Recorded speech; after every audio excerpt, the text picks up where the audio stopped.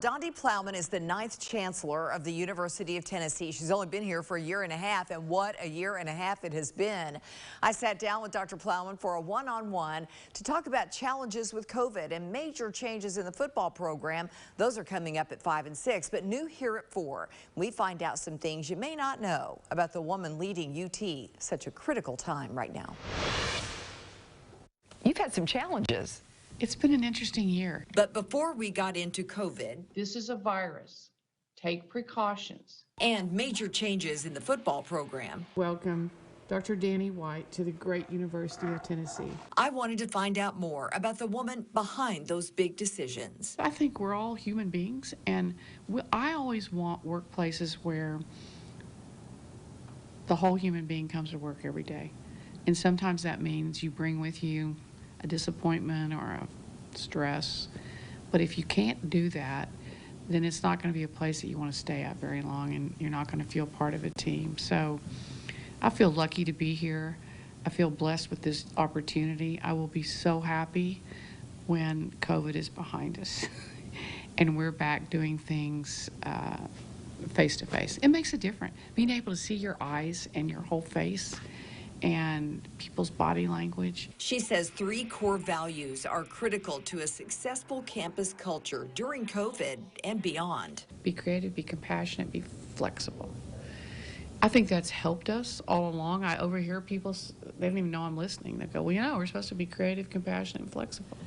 The flexibility is really about people who have young children. And what do we expect of them when their schools aren't open? We've got to be compassionate and flexible, and I'm proud of the university. I think we've done that. I think we've done a good job of that.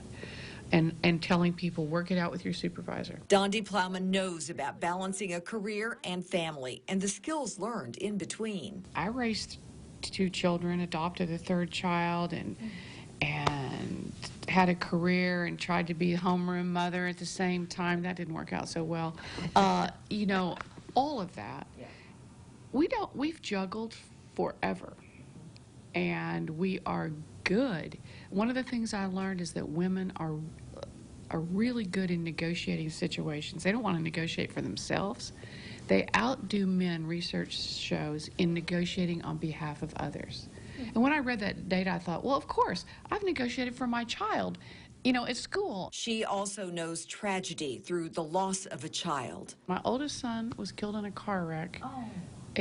Almost 18 years ago. I didn't know that. Yeah, he was 20 when that happened. She and her husband, Dennis, who also dedicated his career to higher education, have 2 surviving sons, Kevin, an adopted son, Chijioke. He's an orphan. He was at the time. Kevin knew him, and so he's been with us since he was 12. They're both 32 years old now.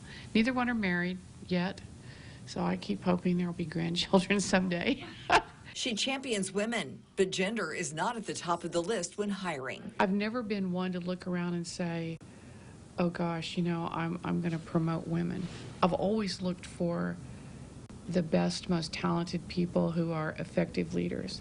And I've ended up with pretty heterogeneous leadership groups. Leaders Plowman credits with helping her shape those big decisions, running a major university during a pandemic, and making the biggest hire of her career here. Somebody said this to me recently, is that during a crisis, the leader has to be stronger than everyone else.